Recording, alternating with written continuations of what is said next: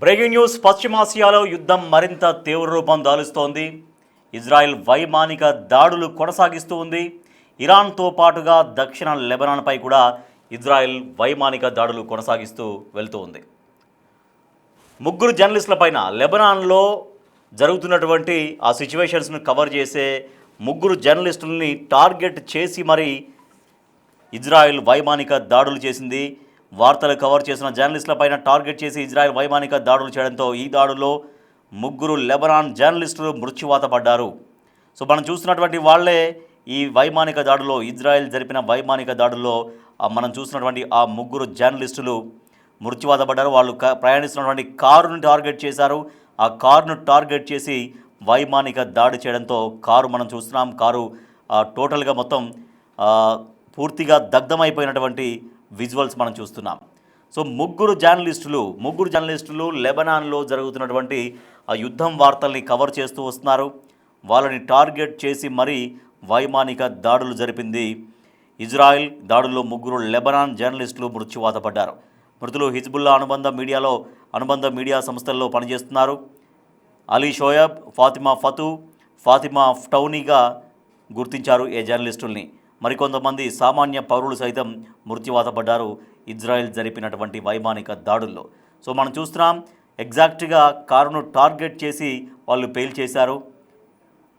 ఈ దాడుల్లో కొంతమంది సామాన్యులు కూడా మృత్యువాత పడ్డారు. సో మనం చూడొచ్చు ఆ విజువల్స్. వైమానిక దాడి చేయడంతో ఒక్కసారిగా అక్కడ మొత్తం మంటలు, ఆ పొగ ఎట్లా ఎగిసిపడుతుందో మనం చూస్తున్నాం. ఫస్ట్ బాక్స్లో ఆ జర్నలిస్టులు ఎవరైతే యుద్ధాన్ని కవర్ చేస్తున్నారో ఆ ముగ్గురు జర్నలిస్టులు ఆ ఫొటోస్ మనం చూస్తున్నాం. సో మధ్య బాక్స్లో ఆ దాడి జరిగినటువంటి ఆ విజువల్స్ చూస్తున్నాం. అలాగే థర్డ్ బాక్స్లో కూడా మనం చూడొచ్చు వైమానిక దాడి జరిగినటువంటి ఆ సిచ్యువేషన్ని మనం చూస్తూ ఉన్నాం. ఈ విజువల్స్ మనం చూస్తున్నాం. పశ్చిమాసియాలో మరింత తీవ్రంగా యుద్ధం మారింది. ఇజ్రాయెల్ వైమానిక దాడులతో విరుచుకుపడుతోంది. ఇరాన్ పైన వైమానిక దాడులు కొనసాగిస్తుందో పక్క ఇరాన్ కూడా అంతే తీవ్ర స్థాయిలో వాటిని తిప్పికొడుతుంది. ఇరాన్ కూడా ఇజ్రాయెల్ పైన దాడులు చేస్తూనే ఉంది. అయితే ఇరాన్తో పాటుగా దక్షిణ లెబనాన్ పైన కూడా భీకరంగా ఇజ్రాయెల్ దాడులు చేస్తోంది. యుద్ధం వార్తల్ని కవర్ చేస్తున్నటువంటి ముగ్గురు జర్నలిస్టులని టార్గెట్ చేసి ఇజ్రాయెల్ వైమానిక దాడులు చేసింది. సో ఫస్ట్ కూడా ఒక అటాక్ చేసినట్టుగా తెలుస్తోంది. బట్ ఆ ఫస్ట్ అటాక్లో వాళ్ళు మిస్ అయిపోయారు. కానీ తర్వాత టార్గెట్ చేసి మరీ ఆ యుద్ధం వార్తలు కవర్ చేస్తున్నటువంటి ఆ ముగ్గురు జర్నలిస్టుల పైన అటాక్ చేసింది. టార్గెట్ చేసి మరీ ఇజ్రాయెల్ ఇజ్రాయెల్ వైమానిక దాడులు చేయడంతో ఈ దాడుల్లో ముగ్గురు లెబనాన్ జర్నలిస్టులు మృత్యువాత పడ్డారు. మృతులు హిజ్బుల్లా అనుబంధ మీడియా సంస్థల్లో పనిచేస్తున్నటువంటి అలీ షోయబ్, ఫాతిమా ఫతూ, ఫాతిమా ఫ్టౌనీగా గుర్తించారు. మరికొంతమంది సామాన్య పౌరులు కూడా మృతి చెందారు. సో పశ్చిమాసియాలో యుద్ధం ఇంకా రోజుకు మరింత తీవ్రమవుతోంది. పరస్పరం వైమానిక దాడులు, క్షిపణులతో దాడులు కొనసాగుతూనే ఉన్నాయి. ఇటు అమెరికా, ఇజ్రాయెల్ ఇరాన్ పైన అటాక్స్ చేస్తూనే ఉన్నాయి. At the same time Iran కూడా ఆ దాడుల్ని బలంగా తిప్పికొడుతూ ఇరాన్ కూడా దాడులు చేస్తూ ఉంది. సో ఈ యుద్ధాన్ని కవర్ చేస్తున్నారు అనేక మంది జర్నలిస్టులు. యుద్ధాన్ని కవర్ చేస్తున్నటువంటి సమయంలో లెబనాన్కు సంబంధించినటువంటి ముగ్గురు జర్నలిస్టులను టార్గెట్ చేసింది ఇజ్రాయెల్. సో వాళ్ళు ప్రయాణిస్తున్నటువంటి కారును గుర్తించి ఆ కారు టార్గెట్గా వైమానిక దాడికి పాల్పడింది. దీంతో ఆ వైమానిక దాడిలో కారు పూర్తిగా ధ్వంసమైనటువంటి విజువల్స్ మనం చూడొచ్చు. అక్కడ రోడ్డు పైన పొగలు కక్కుతున్నటువంటి విజువల్ కూడా మనం చూస్తున్నాం. కొంతమంది నార్మల్ పబ్లిక్ కూడా అక్కడ మనకు కనిపిస్తున్నారు. ఒక్కసారిగా బాంబు పేలిన తర్వాత అక్కడి నుంచి వచ్చినటువంటి ఆ మంటలు ఎగిసిపడతాయి. మంటల తర్వాత పొగ కూడా ఆ బ్లాస్ట్కి పొగ రావడం, మంటలు ఎగిసిపడడం మనం చూడొచ్చు. ఒక్కసారిగా ఫస్ట్ బిగినింగ్లో మంట వచ్చింది, మీరు సెకండ్ బాక్స్లో గమనించవచ్చు. ఒక్కసారి వాళ్ళందరూ రోడ్డు పైన ఉన్నారు, కొన్ని వెహికల్స్ కూడా అక్కడ ఉన్నాయి.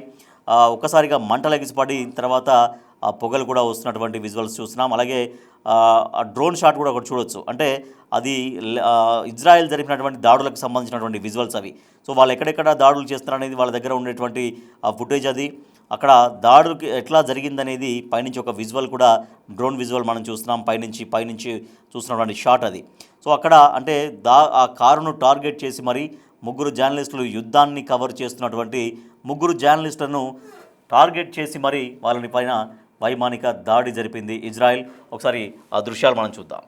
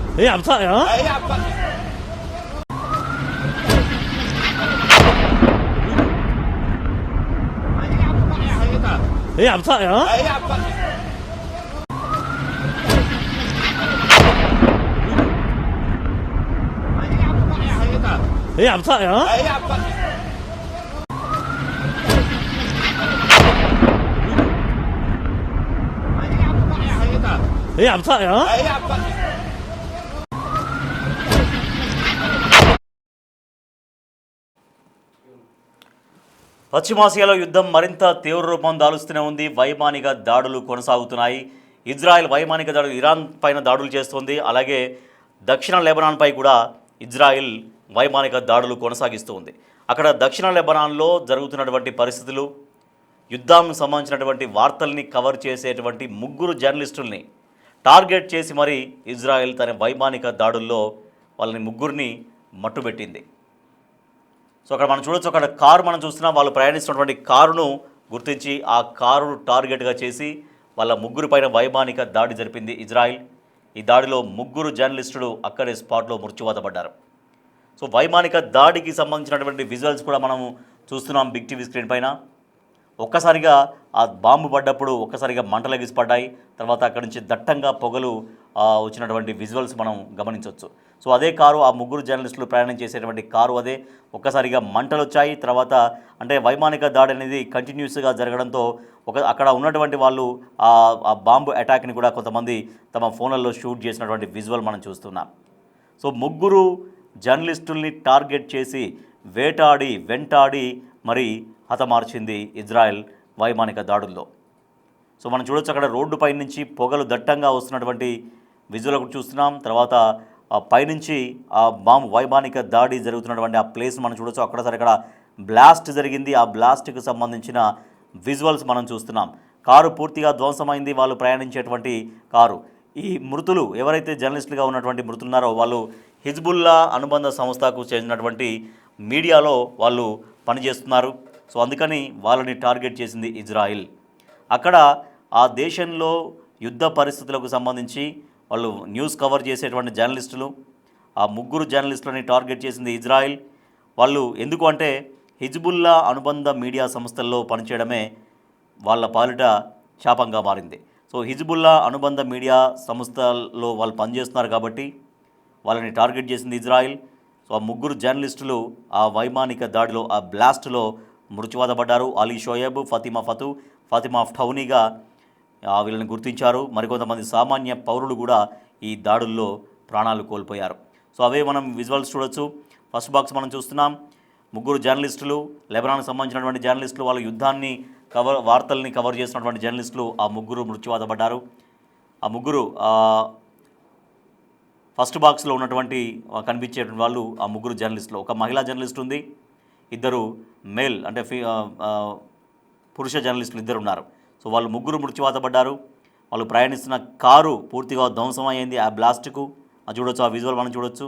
తర్వాత రోడ్డుపై నుంచి కొంతమంది వీడియో తీశారు. ఆ సమయంలో అక్కడ వైమానిక దాడి జరిగిన తర్వాత అక్కడ సిచ్యువేషన్ ఎట్లా ఉంది అనేది, మళ్ళీ మంటలు ఎగిసిపడడం, పొగలు రావడం, అవన్నీ కూడా థర్డ్ విజువల్లో మనం గమనించవచ్చు. అలాగే ఫోర్త్ విజువల్ చూస్తున్నాం. వైమానిక దాడి పైనుంచి షాట్ ఎట్లా వైమానిక దాడి జరిగిందనేది, అక్కడ బ్లాస్టింగ్ అయినటువంటి ఆ విజువల్ కూడా మనం చూస్తున్నాం. సో ఇట్లా జర్నలిస్టుల పైన దాడులు చేసింది ఇజ్రాయెల్, వైమానిక దాడులు చేసింది, టార్గెట్ చేసింది. మరి దక్షిణ లెబనాన్లో వాళ్ళు పనిచేస్తున్నటువంటి హిజ్బుల్లా సంస్థకు సంబంధించినటువంటి మీడియాలో వాళ్ళు పనిచేస్తున్నారు కాబట్టి వాళ్ళని టార్గెట్ చేసింది ఇజ్రాయెల్. ముగ్గురు జర్నలిస్టులు ఆ దేశంలో జరుగుతున్నటువంటి పరిస్థితులు, యుద్ధం ఎఫెక్టు, యుద్ధం సంబంధించినటువంటి వార్తల్ని కవర్ చేసేందుకు వెళ్ళినటువంటి ఆ ముగ్గురు జర్నలిస్టుల్ని టార్గెట్ చేసి మరీ ఇజ్రాయెల్ తన వైమానిక దాడుల్లో హతమార్చింది.